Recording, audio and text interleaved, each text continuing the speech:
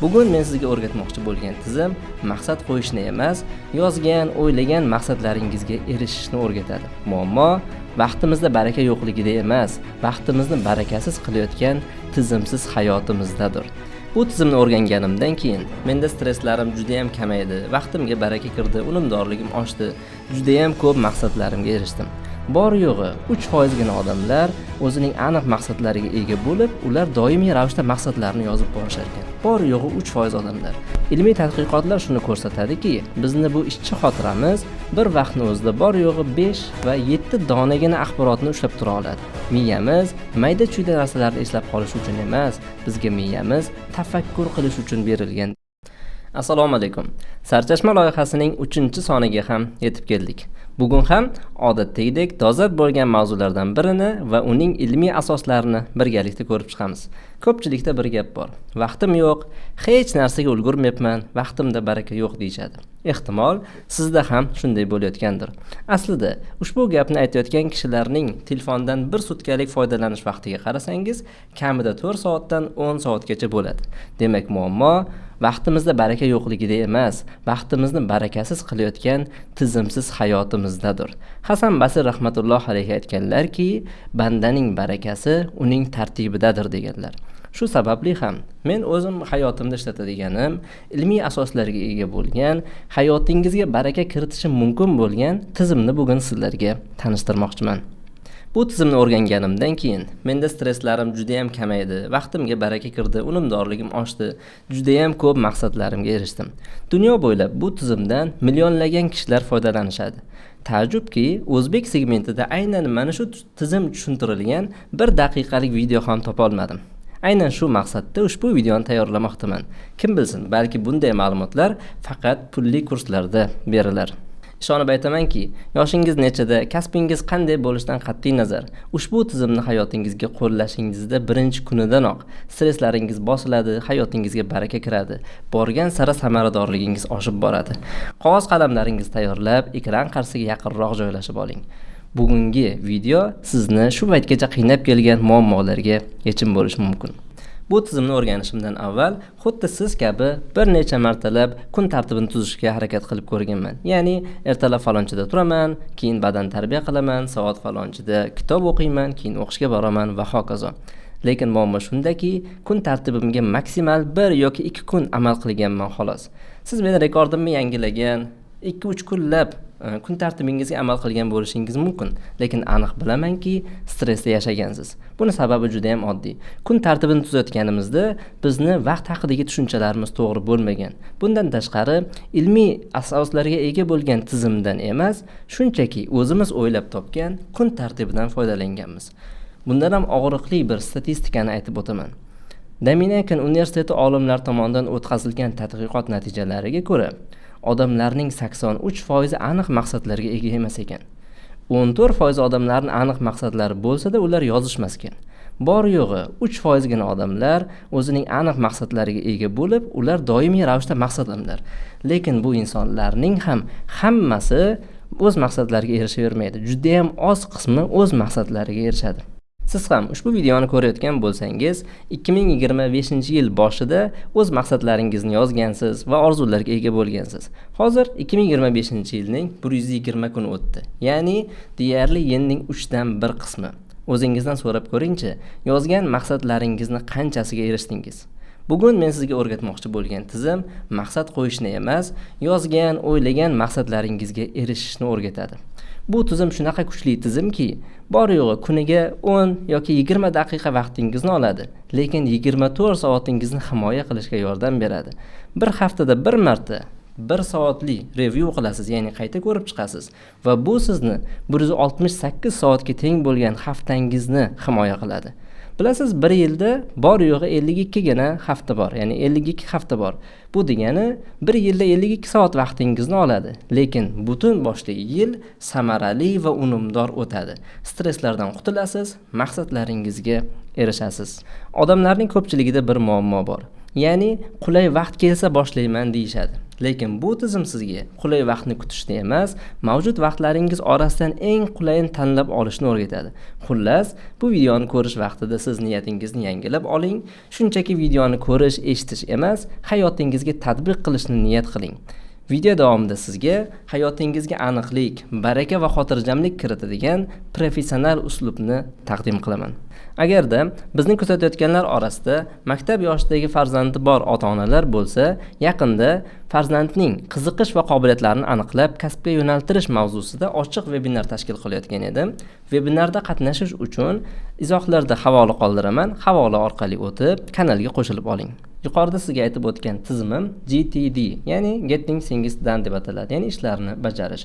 Bu uslubni David Allen kashf qilgan va e'tibor qilgan bo'lsangiz, Stresssiz samaradorlikning san'ati deb nomlanadi kitob juda ham bestseller kitob va bu haqda juda ham ko'plab kitoblar yozilgan.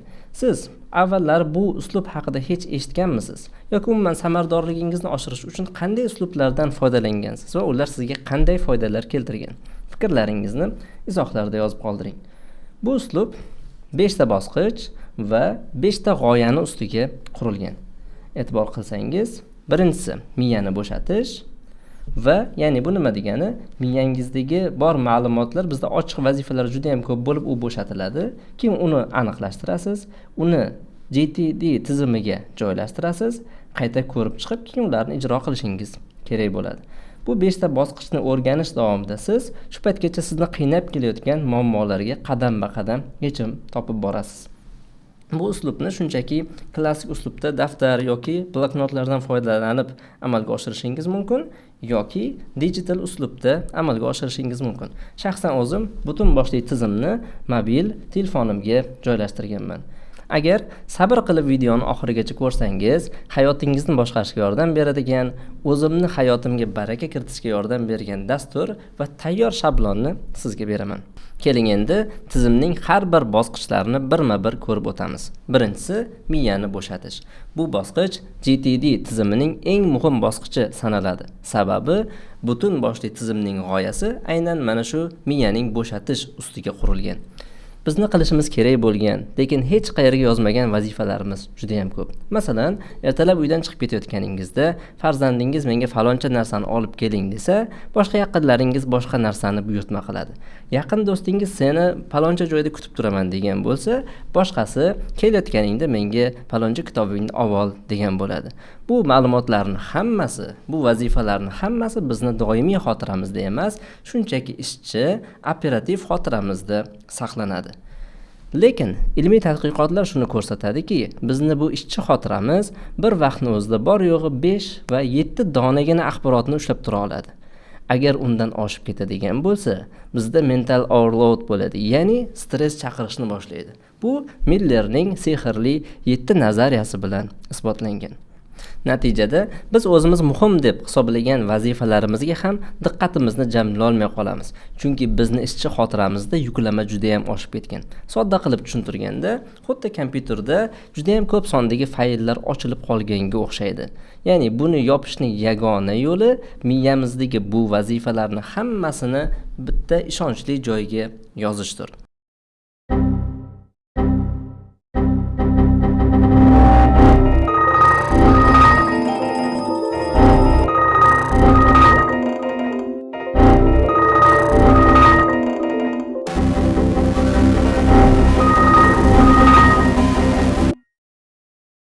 Shuning uchun ham kitob muallifi David Allen aytadiki, miyamiz mayda-chuyda narsalarni eslab qolish uchun emas, bizga miyamiz tafakkur qilish uchun berilgan deydi.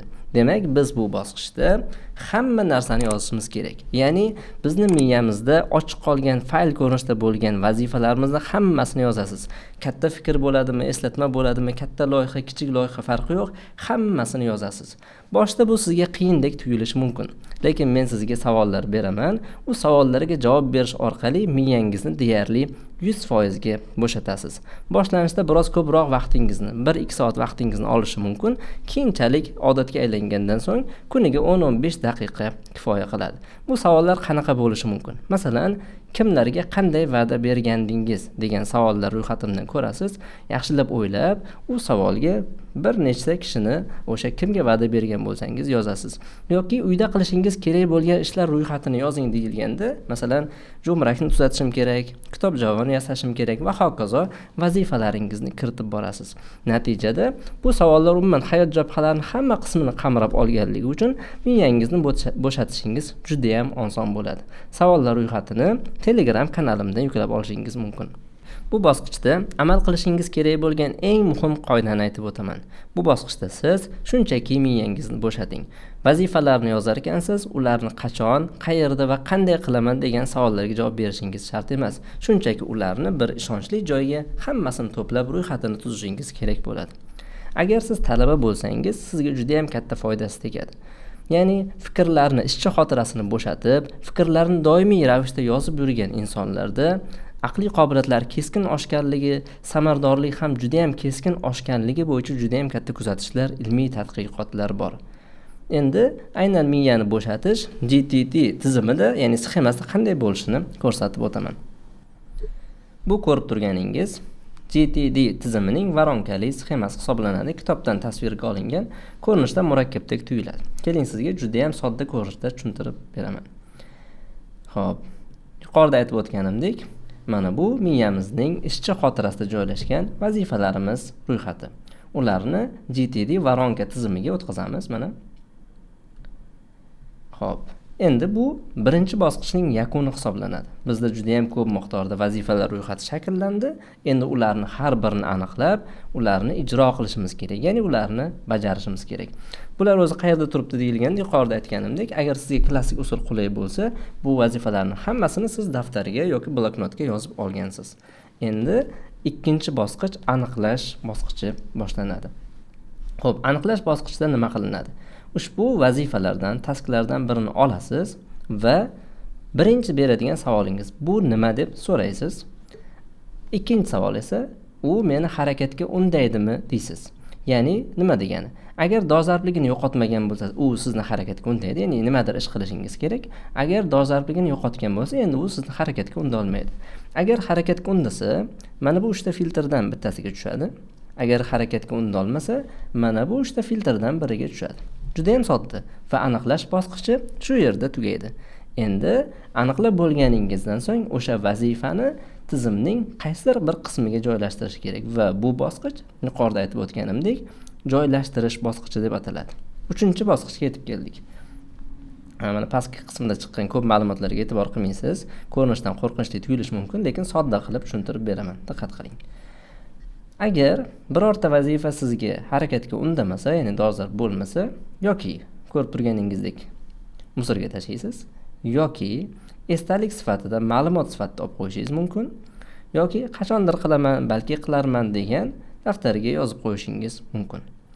Xo'p, o'z-o'zidan savol tug'iladi. Qanaqa qilib men yozilgan vazifalarim esdalik sifatida olib qo'yishim mumkin degan savol tug'ilishi mumkin. Buni video davomida yaxshilab tushuna olasiz. Endi ikkinchi, agar sizga birorta bir vazifa harakatga undasa, quyidagi 3 tadan bittasiga tushadi. Agar vazifa sizga 2 minutdan kam vaqt sarflaydigan bo'lsa, ya'ni bajarishingiz uchun uni darhol bajar, hoziroq bajar filtrdan o'tkazasiz. Ya'ni 2 minutdan kam bo'lsa, demak 2 daqiqa qoidasidan foydalanib hoziroq bajarasiz. Keyingisi, agar u sizni harakatga undasa, o'ylab ko'rasiz. Buni o'zim qilishim kerakmi yoki kimdirga ham qildirsam, bajartirsam bo'ladimi deysiz. Agar o'zingiz yordamchingizga kimgadir qildira oladigan bo'lsangiz, uni albatta kimgadir topshirasiz. Keyingisi esa, agar uni darhol qila olmadingiz, kimgadir topshira olmadingiz, lekin sizni harakatga undayotgan, hozir qila olmayotgan bo'lsangiz, 3-filtrga tushadi. Yo kalendarga yozasiz, yoki keyingi harakatlar qismiga tushadi. Boshda sal noqulay deb tuyulishi mumkin, lekin hozir amaliyot qismiga o'tamiz. Amaliyot davomida hammasini professional darajada tushunib olasiz. Diqqat qiling. Birinchi taskni ochib ko'ramiz. Xo'p, bunda nima bor ekan? E'tibor qilsangiz, to'yga taklifnoma. O'z-o'zidan savol tug'iladi. Qanaqa qilib to'yga taklifnoma meni vazifalar ro'yxatimda turibdi. Odatda siz agar miyangizni bo'shatadigan bo'lsangiz, vazifalaringiz ro'yxatda to'yga bo'lgan taklifnoma turmaydi. Nimaga deyilganda, chunki to'yga taklifnoma tayyor qog'ozga yozilgan, miyamiz buni ishonchli deb o'ylaydi va eslab qolishga harakat qilmaydi. Shu sababli miyani bo'shatganingizda bu chiqmasligi mumkin. Unda bu qayerdan keldi degan savol tug'iladi. Videoni boshida buni aytib o'tmagan edim. Juda murakkablashib ketmasligi uchun hozir aytaman, foydali bo'ladi xudo xolisa. Biz umuman miyamizni bo'shatayotganimizda miyamizdagi g'oyalarni, fikrlarni hammasini yozamiz. Undan tashqari har bir GTD uslubida shug'ullanayotgan insonning o'zini xonasida yoki ish xonasida alohida kiruvchi qutisi bo'lishi kerak. Bu nima degani? Sizda bitta kiruvchi shunchaki qog'ozlar, daftarlar joylashtira oladigan qutingiz bo'ladi yoki o'sha joylashtiradigan nimadaringiz bo'ladi. Bunga siz nima qilasiz? Masalan, men maktabda ishlab o'tirgan vaqtimda kimdir keladi, ustoz mana bu hujjatlarni ko'rib bering deydi. Men vaqtim bo'lmasa nima qilaman? Uni tizimga kiritishga ulgurmayman-ku. Uni kiruvchi qutiga qo'yib qo'yaman. Ya'ni kimdir kelib, ustoz to'yga taklifnoma deydi. Taklifnomani qo'yaman, yana nimadirlarni qo'yaman. Vaqtim bo'lganda endi men ularni bittalab aniqlashtirib chiqishim kerak. Shunda alohida tizimga yozib o'tirmasdan har birini ko'raman. Shunda qarasam, to'yga taklifnoma chiqdi. Endi tizimni qaysi qismiga joylashtiramiz? Diqqat qiling. Birinchi navbatda sanasiga qarasam 5-may. Demak, bu dolzarbligini yo'qotgan, ya'ni o'tib ketgan. Buni siz shunchaki harakatga undamaganligi uchun esdalik sifatida olib qo'yishingiz mumkin. Men odatda buni esdalik sifatida olib qo'ymayman. Shunchaki musorga tashladik mana. Endi ikkinchi taskni ko'ramiz.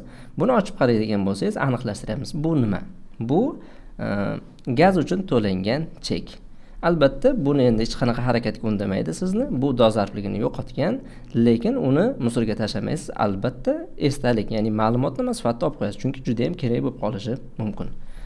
Xo'p, endi keyingi taskni ochib ko'ramiz. Buni ochib ko'rsangiz, Xitoy tilini o'rganmoqchiman degan, ya'ni miyamda bo'shatganda shunaqa ma'lumot chiqib qolgan ekan. Buni xohlaymanmi? Xohlayman. Lekin hozir meni harakatga undaydimi? Yo'q. Chunki oxirgi 4-5 oyda bunga aniq bilamanki, vaqt ajrata olmayman. Shu sababli buni men qachondir qilaman, balki qilarman degan daftarimga yozib qo'yaman. Ko'rganingizdek, juda ham oson. Agar sizni harakatga undamasa, demak mana shu 3 ta filtrdan biriga tushadi va bular juda ham oson. Endi keyingi taskni ko'ramiz. Endi o'zingiz fikrlab, qayerga tushishini o'ylashga harakat qiling. Xo'p, ochib ko'ramiz.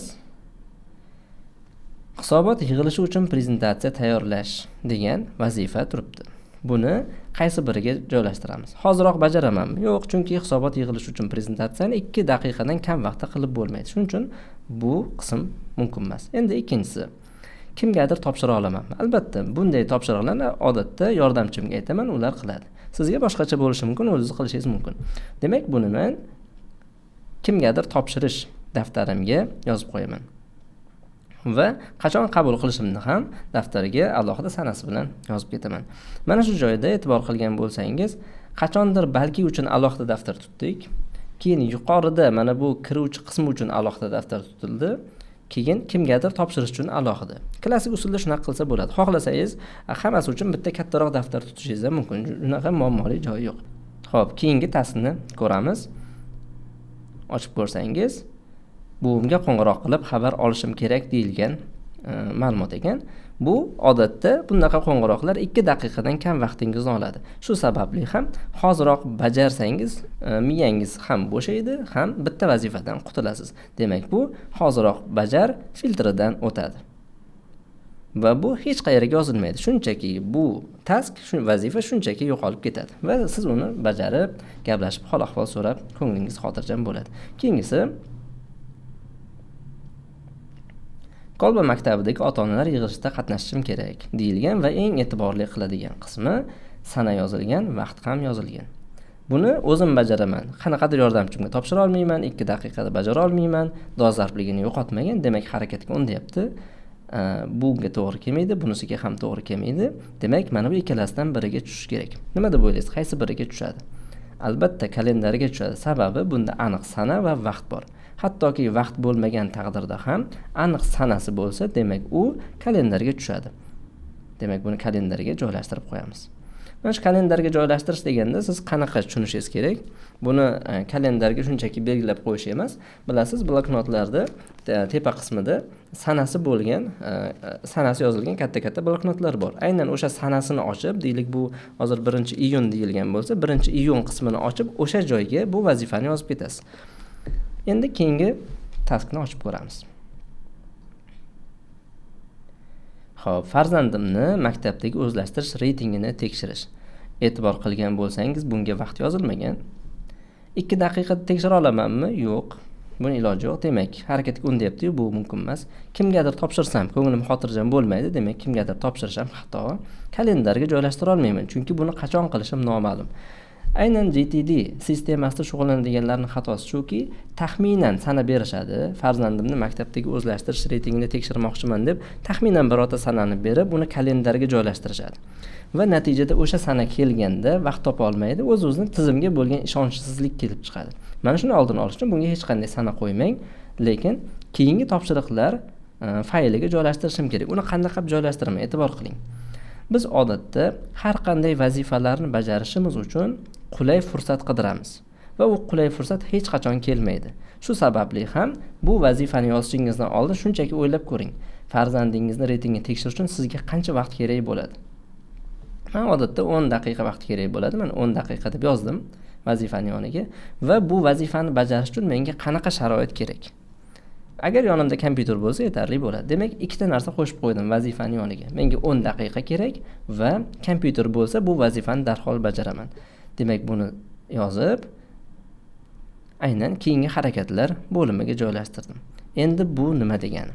Sizni qanaqadir ishdamisiz, ko'chadamisiz yoki yoningizda kompyuter bo'lgan vaqtda bo'sh qoldingiz, 10 daqiqa vaqtingiz bor, shunchaki daftaringizni ochasizda, kompyuter yonida bo'lgan vaqtimda 10 daqiqa vaqtim bo'lsa nima qilishim kerak desangiz, bir qancha ishlar yozilgan bo'ladi. Shundan eng muhimini tanlab bajarasiz. Bu usulning afzalligi shundaki, sizda bajarishingiz kerak bo'lgan ishlar ro'yxati va shularning ichida eng muhimini tanlash imkoniyatingiz bo'ladi. Agar bu ish bo'lmasa, bilasizmi nima bo'ladi? 10 daqiqa bo'sh qolib ketsangiz, shunchaki telefonga kirib, nimadir tutishingizga to'g'ri keladi. Bu sizga juda ham ajoyib narsalarni, eng muhim narsalarni eslatadi. Boshda aytib o'tganimdek, sizga qulay fursatni qidirishda emas, mavjud bo'lgan vaqtingizni qulaylashtirishni o'rgatadi. Endi hammasini tushundingiz, har biriga bittadan misol keltirib chiqardim. Endi o'zingizga savol bermoqchiman. Ushbu vazifani qayerga joylashtirgan bo'lardingiz? 2026-yil Dubay marafon. Vaqti ham yozilgan ekan, 1-fevral 2026-yil. Nima deb o'ylaysiz? Qayerga joylashtirgan bo'lardik? Ko'pchilik buni kalendarga joylashtirishadi. Bu xato. Nimaga deb o'ylaysiz? Bundan avval ko'rgan vazifalarimizni hammasi bir qadamli vazifalar edi. Ya'ni farzandimni reyting natijalarini kuzatish shunchaki bittada kirib, bittada kuzataman. Ya'ni unga qanaqadir taraddud ko'rishim shart emas. Boshqa vazifalar ham xuddi shunaqa edi. Lekin Dubay marafonga borish bu bosqichli harakatlar yig'indisi hisoblanadi. Shunchaki Dubay marafonga borib qatnasha olmayman. Bunda masalan avvalo ro'yxatdan o'tishim kerak, bilet olishim kerak, mehmonxona band qilishim kerak, jismoniy tayyor bo'lishim kerak va hokazo uchib borishim kerak. Ish ko'pda.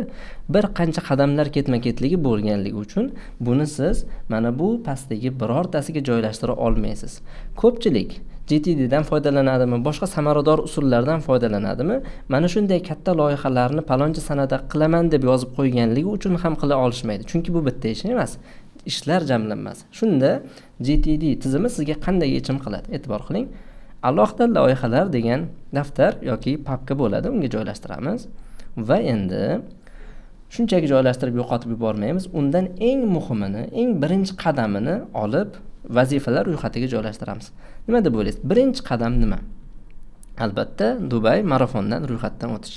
Endi o'zingizdan savol so'rang. Buni o'zim qilamanmi, kimgadir topshiramanmi va hokazo. Men o'ylaymanki, bunga 2 daqiqadan kam vaqt ketadi. Shu sababli hoziroq bajar funksiyasidan foydalanaman va hoziroq bajaraman.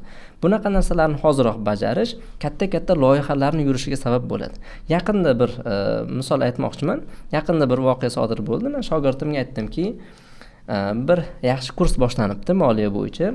O'sha kursda o'qishing kerak, pulini o'zim to'layman, tezroq kursga ro'yxatdan o'tib qatnashgin dedim. Xo'p dedi. To'g'ri, tabiiy orada 20 kun vaqt bor edi va uni ishlari ko'payib ketdi. Men ham e'tibor qilmabman. 20 kun o'tgandan keyin o'qishing yaxshi ketyaptimi, kursga yozildingmi, pulini to'lamoqchi edim, nima qilay deb so'raganimda ustoz ulgurmay qoldim, juda afsusdaman dedi. Savol tug'iladi. Bu 20 kun davomida shunaqa band odam bo'lsa ham nahotki 2 daqiqa vaqt ajrata olmadi.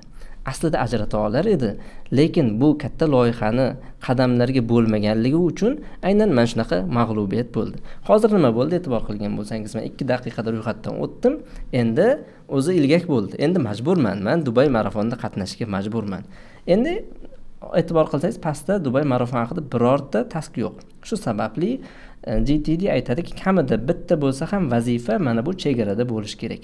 Bajarish ro'yxatda bo'lish kerak. Bu loyihalarni yurishini ta'minlaydi. Xo'p, endi ikkinchi vazifa nima? Ikkinchi vazifa bu samolyotga bilet olish bo'lishi mumkin. Mana aviachipta. Aviachiptaga nima deb yozaman? Sana noma'lum, chunki qaysi sanada aviachiptani olishni bilmaysiz. Shunga qulayroq bo'lgan vaqtlarni o'zimga moslab yozaman. Buni bajarishim uchun menga 10 daqiqa vaqt kerak va yonimda kompyuter bo'lsa juda ham oson bajaraman. Keyin deadline qo'yaman. 2026-yil 1-yanvargacha qilsam bo'ladi deb buni keyingi harakatlar bo'limiga joylashtirib qo'yaman. Tamom, juda ham oson. O'ylaymanki, yaxshi tushundingiz va tizimni umumiy ma'nosi mana shu joyda jamlanadi. Yuqorida siz bilan GTD tizimining 3 ta bosqichini professional darsda ko'rib chiqdik. O'ylaymanki, yaxshi tushundingiz. Endi oxirgi xulosasini aytaman bu 3 ta bosqichni. Bu 3 ta bosqich yakunida qilishingiz, tekshirishingiz kerak bo'lgan eng muhim jihat mana shu kirish qutisidagi barcha tasklarni hammasini aniqlashtirib, joylariga joylashtirgan bo'lishingiz kerak. Ya'ni mana aniqlashtirdingiz va har birini joylashtirib yubordingiz. Bu joyda hech narsa qolmasligi kerak va bu ishni siz har kun 10 daqiqa qilib borasiz. Agar bu ishni qilmasangiz, butun boshli tizim ishlamay qoladi. Nega? Siz miyangizni bo'shatish uchun, stressni yo'qotish uchun o'sha ma'lumotlarni hammasini daftaringizga yozgan bo'lasiz va buni aniqlashtirib kerakli joyga joylashtirmasangiz, bu vazifalar daftarda qolgancha qolib ketadi. Uni hech kim bajarmaydi. Siz uni aniqlamagan, mayda bo'laklarga bo'lib joylashtirmaganligingiz uchun o'zingiz ham, boshqalar ham bajara olmaydi. Ya'ni tizim ishdan chiqadi. Xullas, bu muhim qoidani eslab qolasiz. Endi 3 ta bosqichdan keyin yana 2 ta bosqich qoldi. 4-chi va 5-chi bosqichlar. Juda ham bir sodda, qisqa, tezda tugatamiz. 4-chi qoida bu qayta ko'rib chiqish. 5-chisi esa ijro, ya'ni ularni bajarish. Qayta ko'rib chiqish degani nima degani? Siz odatda ijrodan oldin har doim qayta ko'rib chiqasiz. Bugun deylik, sana nechi bo'lsa sanaga qaraysiz. Agar klassik usulda foydalanayotgan bo'lsangiz, bloknotga qaraysiz. O'sha bloknotdan aynan o'sha sana qismini ochasiz. Demak, faloncha ishlarni qilishim kerak ekan deysiz. Mana shuni o'zi qayta ko'rib chiqish. Bu bitta variant. Ikkinchi varianti, siz ishlab turgan vaqtingizda ishxonadami, darsdamisiz, qayerda bo'sh qoldingiz yoki avtobusdamisiz, bo'sh qoldingiz, 20 daqiqa, 10 daqiqa vaqtingiz bor. 10 daqiqa bo'sh vaqtim bo'lsa, nima ishlar qilishim kerak? Bunda qaraysiz, ko'p ishlar ro'yxat turadi. Shunda eng muhimini tanlab qilasiz. Mana shu ko'rib chiqish deyiladi. Bundan tashqari ko'rib chiqishning yana bir zo'r tomoni bor. Siz bir vaqtning o'zida bir qancha loyihalarni boshqarasiz. Agar bu tizimga o'tib qolsangiz. Qanaqa qilib? Loyiha deganda yuqorida aytib o'tdim. Bitta harakatdan ko'p harakatlarni talab qiladigan ishlarni hammasi loyiha hisoblanadi. Masalan, deylik, yuqorida boshda aytganimizdek, to'yga borish o'zi ham loyiha hisoblanadi. Nimaga? Chunki kimnidir to'yiga taklif qilishgan, bormoqchisiz. Sovg'a olishingiz kerak. Agar qo'shni aniq viloyatda bo'lsak, uzoqroq bo'lsa, samolyotga bilet olishingiz kerak yoki taksi gaplashishingiz kerak va hokazo. Qayerda turishingizni o'ylashingiz kerak borgandan keyin va hokazo. Har xil bir-biriga bog'liq bo'lmagan ishlar bor-ku. Bularni ishi vazifalar ko'p bo'lgani uchun bu loyiha hisoblanadi.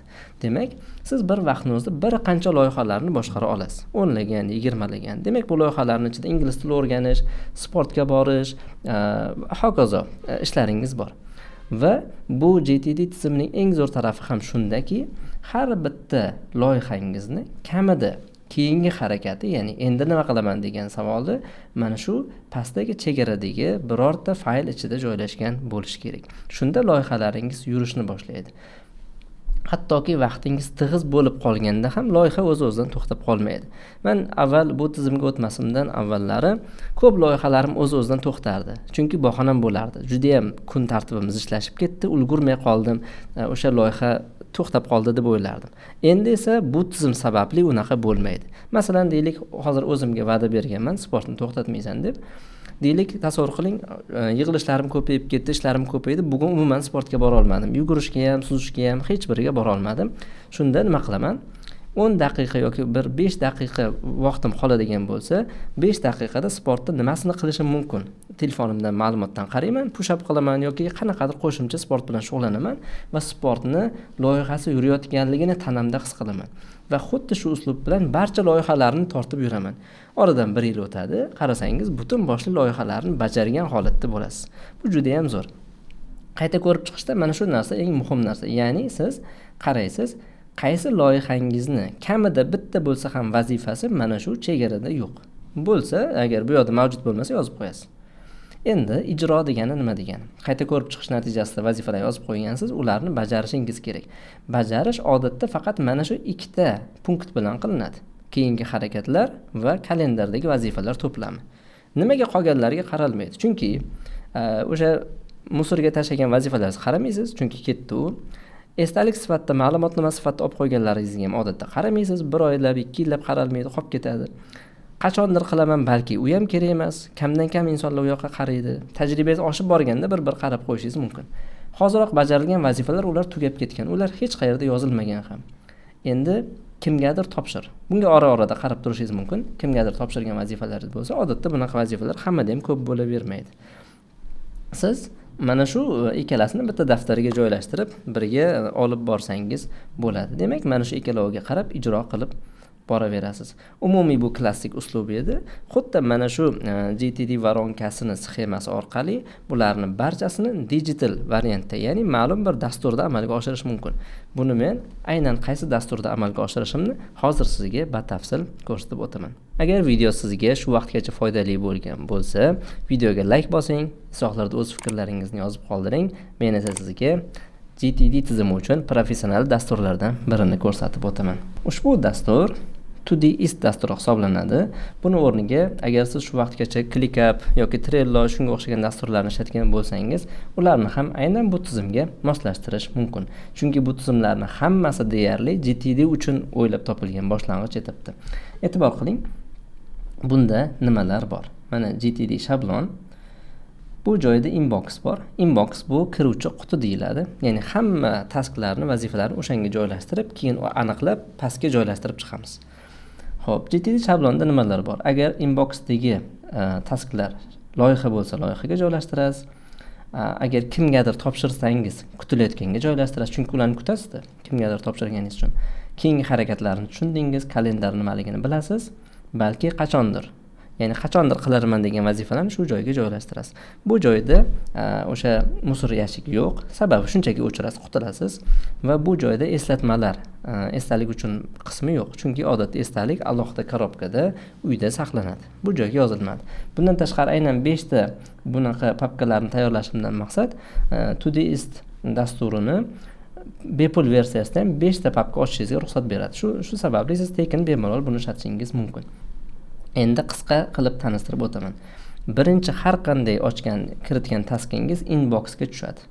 Mana inboxga kirib ko'rsak, ikkita task turibdi. Hozir task ochishni ko'rsataman. Mana bu plus tugmasini yoki bu plus tugmasini bosib ochishingiz mumkin. Xo'p, masalan, video davomida ko'rganimiz Dubai marafon. 2026 qatnashish kerak. Mana inboxga tushdi. Endi buni aniqlashtirishimiz kerak. Bu qayerga ketadi? Bu o'z-o'zidan ko'rib turganingizdek loyiha bo'lganligi uchun odatda loyihaga o'zingiz xohlagancha nom bersangiz bo'ladi. Mana bu belgi bilan Dubai 26 deb avval ochib qo'ygan edim. Loyihaga shunaqa belgi qo'ydim va endi buni men loyihalar papkasiga o'tkazib yubordim. Bu yerda tugadi. E'tibor qilsangiz loyihaga o'taman. Mana ikkita loyiham bor. O'zi aslida 10 lagan, 20 lagan loyihalarni bir vaqtda boshqarishingiz mumkin bunda. Mana pastida tag bor, label bor. Bu label orqali siz mana shu loyihalarda qanaqa vazifalar turganligini ko'rib olishingiz mumkin. Men Dubaygini bossam, xo'p, avio chipta bor ekan, keyin mana Dubai marafoni o'zi turibdi. Yoki ingliz tilini ochadigan bo'lsam, masalan, English Learn Projectda bossam, ingliz tilida qanaqa loyihalar turganini hammasini ko'rib olasiz. Qarang, boshda sal qiyinday tuyulishi mumkin, ishlatsangiz bu juda ham oson. Deylik, mana hozir bo'sh qolgansiz, 10 daqiqa vaqtingiz bor, ingliz tilida nimadir qilmoqchisiz.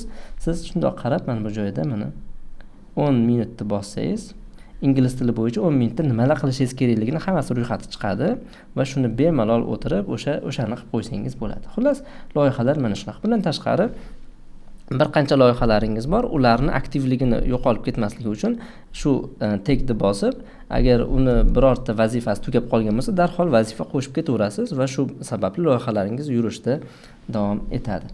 Masalan, keyingi harakatlar ham shu. Odatda bizda eng muhimlari keyingi harakat bilan kalendar degan edik. Kalendarga mana o'tib ko'rsataman. Sizda o'sha sanasi aniq bo'lgan, vaqtlari aniq bo'lgan vazifalar jamlanib turibdi. Keyingi harakatlarda esa deyarli birortasida sana yo'q, lekin qanday qilib bajarish, qanday sharoitda bajarishligi bor. Masalan, birinchisi 29-maygacha qilishingiz kerak ekan bu deadline. Mana bu joyda 2 minutda bajaring degan ekan. Mana 2 minutliklarni bossangiz 2 minutda qiladigan hamma ishlar chiqadi. 2 minut vaqtingiz bo'lsa, qaysidir bittasini bajarib, yengillashib boraverasiz. Xo'p, yana zo'r tarafini bitta tarafini ko'rsataman, qolganini o'zingiz o'rganib olasiz. Mana bu joyda today qismi bor. Todayni bosdim. Bugun qilishingiz kerak bo'lgan ishlar ro'yxati hammasi chiqib turibdi. Bu juda ham zo'r. Boshqa samaradorlikni ta'minlaydigan uslublarda bilasizmi qanaqa bo'ladi? Har kun turib, bugun qilishingiz kerak bo'lgan ishlarni yozishingiz kerak bo'ladi. Bu unaqa emas. Miyangizni tizimga bo'shatasiz. Tizim esa sizga bugun nima qilishingizni tayyor qilib beradi. Hattoki bo'sh qolib ketgan vaqtingizni ham nima qilishni o'zingiz avtomatik hal qilib ketaverasiz. Xullas, juda ham oson. Sizni qiladigan ishingiz mana shu inboxdagilarni bo'shatish bo'ladi. Hozir yana bittasini ko'rsatib beraman. Deylik, mana har kun 10 daqiqa kitob o'qish. Bu har kun 10 daqiqa o'qish kerak bo'lgani uchun siz demak bu task sizga har kun yaratilishi kerak. Mana bunaqa yozib qo'ysangiz bo'ldi, tamom. Shu bilan bu task har kun sizga chiqishni boshlaydi. Lekin inboxda qoldi. Buni siz keyingi harakatlarga mana bunday ko'rinishda o'tkazib qo'ysangiz bo'ladi. Xullas, bu tizim daftardan ko'ra ancha qulay. Shu tizimga o'tib olishingizni tavsiya qilaman. Ko'rib turganingizdek, Todoist dasturi juda ham DTD uchun qulay dastur hisoblanadi. Agar mana shu shablonni qo'lga kiritishni xohlasangiz, izohlarda GTD deb yozib qoldiring, biz sizga havolani ulashamiz. Videoni oxirigacha ko'rganingiz bilan tabriklayman. Agar tizim sizda ozgina bo'lsa-da qiziqish uyg'otgan bo'lsa, hoziroq boshlang. Nafsingizga yoqadigan tizimlarni qidirib umringizni o'tkazib yubormang. Bundan tashqari, 72 soat qoidasiga ko'ra, agar bir ishni qilishga qaror qilsangiz, uni 72 soat davomida bajarmasangiz, bu ishni umuman bajarmaslik ehtimolligingiz 90% ni oshib ketadi. Ishonib aytamanki, bu tizimni hayotingizga tatbiq qilganingizdan so'ng o'zingizni xuddi xazina topgandek his qila boshlaysiz. Agar o'zingizni haqiqatdan ham o'zgartirishga qaror qilgan bo'lsangiz, bu videoni boshqa yaqinlaringizga ham ulashing. Ularni ham hayotiga baraka kirishiga sababchi bo'ling. Keyingi sonlarda ko'rishguncha salomat bo'ling.